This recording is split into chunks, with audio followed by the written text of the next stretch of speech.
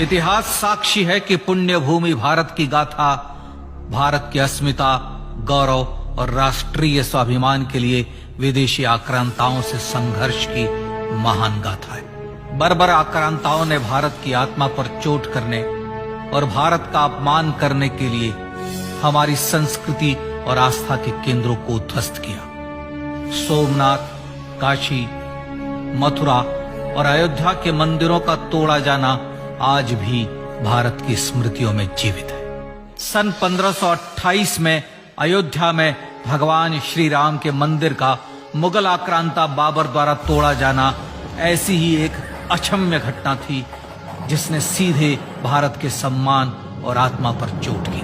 कारण साफ था, अयोध्या के श्री राम के मंदिर पर आक्रमण भारत की आत्मा पर आक्रमण था। जहां हर भारतीय के रोम रोम में राम बसते हैं, वह भारत यह अपमान कैसे सहता। राम मंदिर पर आक्रमण भारत को आहत कर गया था। विदेशी हमलावर अपनी बर्बरता दिखाते गए और भारत अपने आत्मगौरव को फिर से पाने के लिए संघर्ष करता रहा। भारत रामलला के जन्म स्थान पर बाबर के नाम पर बने एक ढांचे को देखता और उसे हटाने का संकल्प लेकर शक्ति संजोया करता। हिंदू समाज आत्मसम्मान के रण में डटा रहा और लगातार हमलावरों द्वारा बनाए गए बाबरी ढांचे को हटाने के लिए लड़ता रहा। सरयू कई बार रक्त से लाल हुई। कभी स्थानीय शासकों ने तो कभी साधु संतों और राम भक्तों ने राम जन्मभूमि की मुक्ति के लिए अपने प्राणों की आहुति दी। 74 बार युद्ध हुए। हम कुछ मोर्चे हारे, पर रण जीतने का संकल्प कभी कम नहीं हुआ। हिंदू समाज तलवारों से रक्त रंजित हुआ, पर उसने हार नहीं मानी। उसका संकल्प अजेय था।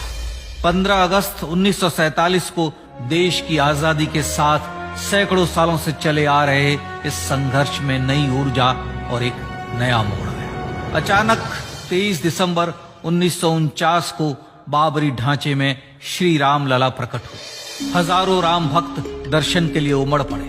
तत्कालीन प्रधानमंत्री पंडित जवाहरलाल नेहरू ने उत्तर प्रदेश सरकार को श्री राम लला को विवादित ढांचे से हटाने का आदेश दिया।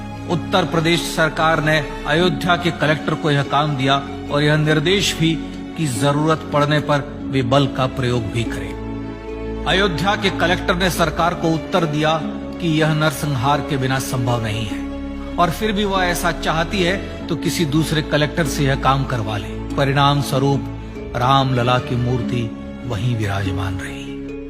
विवादित ढांचे को बंद कर दिया गया।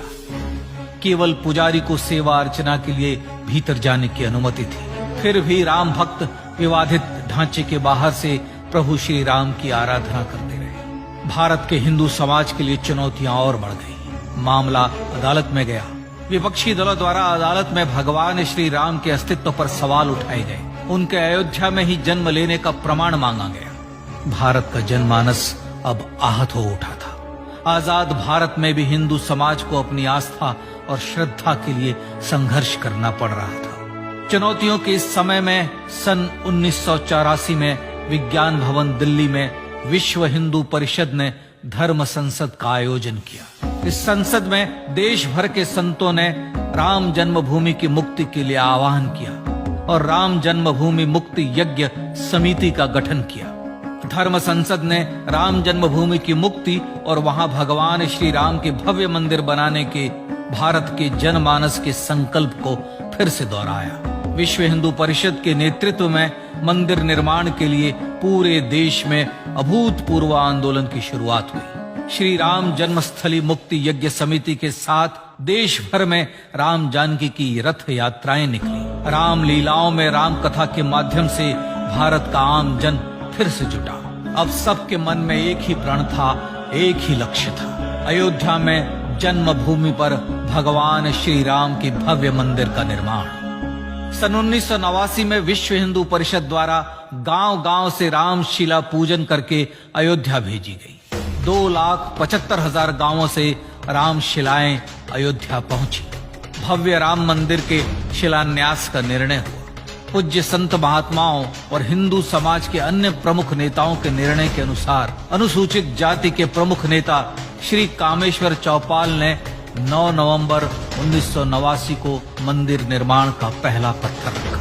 राम जन्मभूमि पर मंदिर निर्माण के लक्ष्य की पूर्ति के लिए सन 1990 में सोमनाथ से अयोध्या के लिए श्री लाल कृष्ण आडवाणी ने रथ यात्रा की शुरुआत की। देश में जन भावनाओं का ज्वार उमड़ने लगा। श्री लाल कृष्ण आडवाणी के रथ यात्रा के साथ साथ मंदिर के लिए जन समर्थन बढ़ने लगा और छद्म सेकुलरवाद बेनकाब होने लगा। इस जन आंदोलन को रोकने की तमाम कोशिशें हुई पर सब व्यर्थ हुई।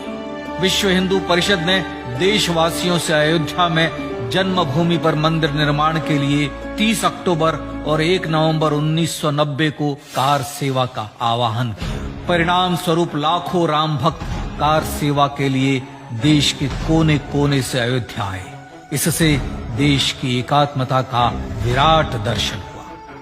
कार सेवकों को रोकने के लिए उत्तर प्रदेश के तत्कालीन मुख्यमंत्री श्री मुलायम सिंह यादव ने अयोध्या में परिंदे को भी पर न मारने देने की घोषणा की। स्थितियां गंभीर हो गई। अयोध्या से 100-200 किलोमीटर दूर रेलगाड़ियां रोक दी गई। अयोध्या युद्ध भूमि बना दी गई। मार्ग बंद, रेल बंद, चप्पे चप्पे पर पुलिस। अयोध्या सैनिक छावनी में बदल गई। राम नाम पर ऐसी पाबंदी कि अर्थी ले जा रहे लोगों तक को रोका गया क्योंकि वे राम नाम सत्य कह रहे थे। लेकिन सैकड़ों किलोमीटर की यात्रा कर कार सेवक अयोध्या पहुंचने लगे। राम के गीत गाते, होठों पर हंसी और पांव में छाले लिए राम काज के लिए राम भक्त देश विदेश से अयोध्या पहुंच ही गए। कार सेवकों पर गोलियां चली। अनेक कार सेवक शहीद हुए।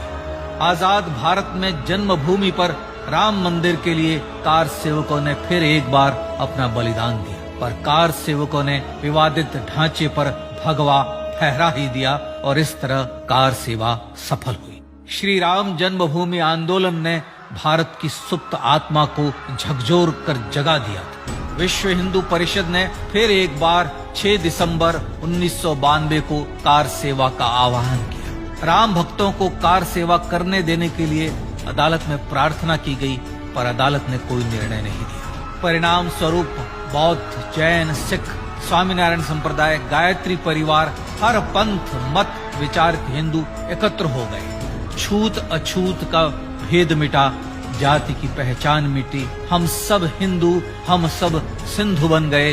राम सिंधु में ज्वार उठा और देखते ही देखते 6 दिसंबर 1992 को श्री राम जन्मभूमि से बाबरी ढांचा सदा के लिए हट गया।